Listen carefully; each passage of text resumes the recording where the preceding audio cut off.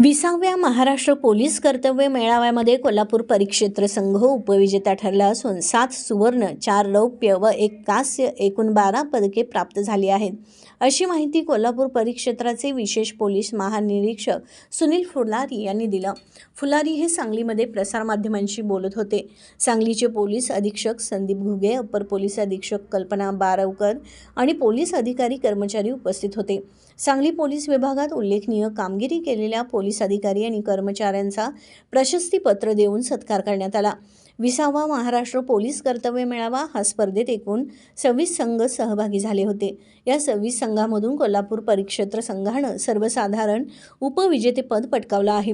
Computer awareness trophy, photography winner trophy पटकावली. CCTNS प्रकल्पात केलेल्या भरीव कामगिरीबद्दल सांगली पोलीस विभागास राज्यभरात प्रथम क्रमांक मिळाला आहे.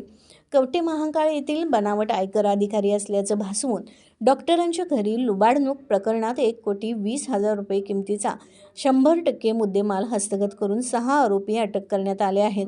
ऑगस्ट-सप्टेंबरमधील गणेशोत्सव, नवरात्रोत्सव, आगामी स्थानिक स्वराज्य संस्था निवडणूक पार्श्वभूमीवर एकूण 6 मकोका प्रस्तावांना मंजुरी मिळाली. एकूण 68 अट्टल गुन्हेगारांवर कारवाई केली असून यापुढेही कारवाई सुरू राहणार आहे.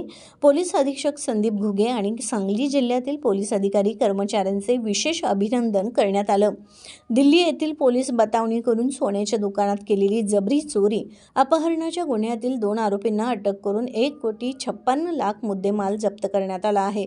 1400 ग्रॅम सोनं, 3 किलो चांदी आणि 11,91,00,000 रोख रक्कम हस्तगत करण्यात आली, अशी माहिती विशेष पोलीस महानिरीक्षक सुनील फुलारी यांनी दिली.